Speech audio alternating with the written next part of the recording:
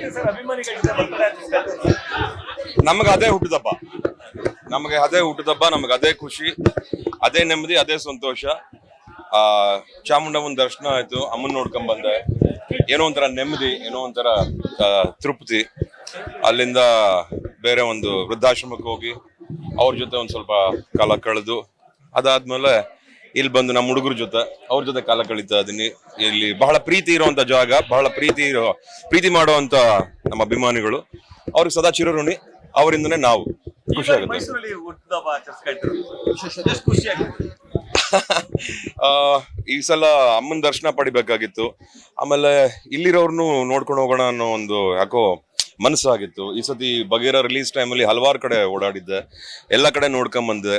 So ಈ ಸಲ ನಾನೇ ಸ್ವಲ್ಪ ಮತ್ತೊಮ್ಮೆ ಮೈಸೂರಿಗೆ ಹೋಗಿ ಬರೋಣ ಅಂದಾಗ ಇಲ್ಲಿ ಮಿಕ್ಕಿದ್ದೆಲ್ಲ ಇವ್ರ ಅರೇಂಜ್ಮೆಂಟ್ಸ್, ಇದೆಲ್ಲ ನನಗೆ ಐಡಿಯಾನೇ ಇರ್ಲಿಲ್ಲ, ಇದೆಲ್ಲ ಈ ತರ ಮಾಡಿದ್ದಾರೆ ಅಂತ.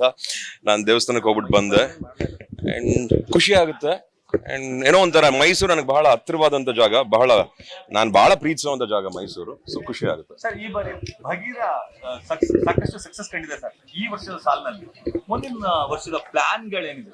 100% ಹೇಳ್ತೀನಿ ಸರ್, ಎಲ್ಲ ರೆಡಿ ಆಗ್ತಾ ಇದೆ, ಬೇಗ ಹೇಳ್ಬಿಡ್ತೀನಿ.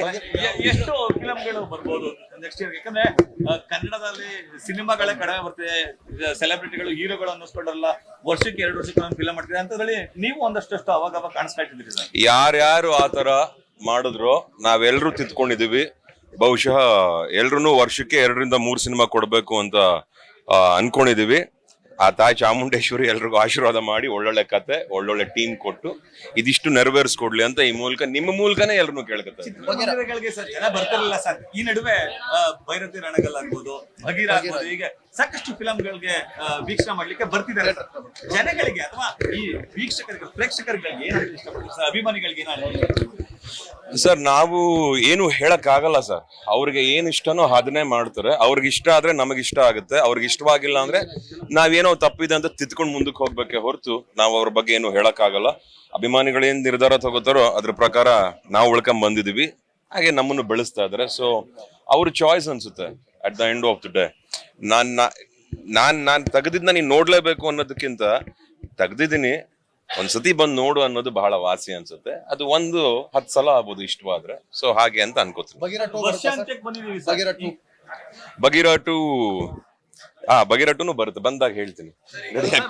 ಮಫ್ತಿ ಕೂಡ ಬರ್ಬೇಕು ಅಂತ ಕೇಳ್ತಾರೆ ಸರ್ ಅಭಿಮಾನಿಗಳು, ಜೊತೆಗೆ ಉಗ್ರಂ ಕೂಡ ಎಕ್ಸ್ಪೆಕ್ಟ್ ಮಾಡ್ತಾರೆ ಸರ್. ಎಲ್ಲ ನಾವು ಎಲ್ಲರೂ ಕೇಳ್ಕೊಳ್ಳೋಣ, ಆದಷ್ಟು ಬೇಗ ಅದೆಲ್ಲ ಆಗ್ಲಿ ಅಂತ ನಾನು ಕೇಳ್ಕೊತೀನಿ. ಸರ್ ಈ ವರ್ಷ ಸರ್ ಒಂದಷ್ಟು ಕಹಿ ಘಟನೆಗಳು ನಡೆದಿದೆ. ಸೆಲೆಬ್ರಿಟಿ ದರ್ಶನ್ ಅವ್ರು ಜೈಲಿಗೆ ಹೋಗುವಂತ ಪ್ರಸಂಗ ಕೂಡ ಆಗಿತ್ತು. ಈಗ ಅವ್ರು ರಿಲೀಸ್ ಆಗಿದ್ದಾರೆ ಸರ್. ಕನ್ನಡ ಚಿತ್ರರಂಗಕ್ಕೆ ಇನ್ ಮುಂದೆ ಏನಾದ್ರು ಒಳ್ಳೆ ದಿನಗಳು ಬರ್ಬೋದಾ? ಏನ್ ಹೇಳ್ತೀರಿ ಸರ್ ಈ ಸಂದರ್ಭಕ್ಕೆ? ಕೆಟ್ಟದ್ದು ಬರದೆ ಒಳ್ಳೆ ದಾರಿ ಕರ್ಕೊಂಡು ಹೋಗಕ್ಕೆ, ಒಳ್ಳೆ ದಿನಗಳನ್ನ ತೋರ್ಸಕ್ಕೆ. ಬಹುಶಃ ಏನೇ ನೋವಾಗಿದ್ರು ಇವತ್ತು ಎಲ್ರಿಗೂ ಒಂದು ನೆಮ್ಮದಿ ಹಾಗೂ ಸಮಾಧಾನ ಸಿಕ್ಕಿದೆ ಎಲ್ರಿಗೂ. ಎಲ್ಲ ಕಡೆ ಹೇಳಿದೀನಿ, ಮತ್ತೊಮ್ಮೆ ಹೇಳ್ತೀನಿ, ಕಾಲಾಯ ತಸ್ಮೈ ನಮಃ. ಎಲ್ಲದಕ್ಕೂ ದೇವ್ರು ನೋಡ್ಕೊತಾನೆ, ಅವ್ನು ಉತ್ತರ ಕೊಡ್ತಾನೆ, ಎಲ್ರಿಗೂ ಒಳ್ಳೇದಾಗುತ್ತೆ. ಅಫ್ಕೋರ್ಸ್ ಎಸ್ ಭೇಟಿ ಮಾಡ್ತೀವಿ. ಅಂಡ್ ಅವ್ರಿಗೂ ನೋಡ್ಕೋಬೇಕಲ್ಲ, ಚೆಕಪ್ ಅದು ಇದು ಟ್ರೀಟ್ಮೆಂಟ್ಸ್ ಎಲ್ಲ ನಡೀತದೆ. ಅಂಡ್ ಆದಾಗ ಸಮಯ ಇಬ್ರಿಗೂ ಆದಾಗ ಭೇಟಿ ಮಾಡ್ತೀವಿ. ಬಟ್ ಅವ್ರು ಆರೋಗ್ಯವಾಗಿದ್ರೆ, ಎಲ್ಲ ಚೆನ್ನಾಗಿರ್ಲಿ, ಎಲ್ರು ನೆಮ್ಮದಿಯಾಗಿರ್ಲಿ, ಎಲ್ರಿಗೂ ಒಳ್ಳೇದಾಗ್ಲಿ, ಅಷ್ಟು ಮಾತ್ರ ಹೇಳ್ತೀವಿ. ಸರ್ ಮಲ್ಟಿ ಸ್ಟಾರ್ಗಳ ಫಿಲಂಗಳು ಕನ್ನಡದಲ್ಲಿ ಕಡಿಮೆ ಸರ್. ನೀವು ಮತ್ತೆ ಶಿವರಾಜ್ ಕುಮಾರ್ ಒಂದು ಫಿಲಂ ಮಾಡಿದ್ರಿ ಸರ್, ಆ ತರದ್ದು ರೇರ್ ಸರ್. ಆ ತರದ ನಟರ ಜೊತೆ ನೀವು ಸ್ಕ್ರೀನ್ ಶೇರ್ ಮಾಡ್ಕೊಳ್ಳುವಂಥದ್ದು ಮುಂದಿನ ದಿನಗಳಲ್ಲಿ ಸುದೀಪ್ ಅವ್ರ ಜೊತೆ ಆಗ್ಬೋದು, ದರ್ಶನ್ ಅವ್ರ ಜೊತೆ ಆಗ್ಬೋದು, ಯಶ್ ಅವ್ರ ಜೊತೆ ಆಗ್ಬೋದು, ಈ ತರದ ವ್ಯವಹಾರ ಇದೆಯಾ ಸರ್? ನಟರಿಂದ ಸಿನಿಮಾ ಕತೆ ಅಲ್ಲ ಸರ್, ಕಥೆಯಿಂದ ನಾವು ನಟರು. ಸೊ ಒಳ್ಳೆ ಕತೆ ಸಿಕ್ಕಿದಾಗ ಬಹುಶಃ ನಮ್ಗೆ ಯಾರಿಗೂ ಮನೋಭಾವನೆಗಳಿಲ್ಲ, ಎಲ್ರು ಕತೆ ಚೆನ್ನಾಗಿದ್ರೆ ಎಲ್ರು ಬಹುಶಃ ಮಾಡ್ತೀವಿ ಅಂತ ಅನ್ಕೊಳ್ತಾರೆ. ಸರ್ ಈಗ ಬರ್ತ್ಡೇ ಅನ್ನೋ ಖುಷಿ ಇದೆಯಾ, ಜವಾಬ್ದಾರಿ ಹೆಚ್ಚಾಗ್ತಾ ಇದೆ ಅನ್ನೋ ಭಯ ಇದೆಯಾ? ಎರಡನೇದೇ ನಿಜ, ಜವಾಬ್ದಾರಿ ಹೆಚ್ಚಾಗ್ತಿದೆ ಅನ್ನೋ ಭಯ.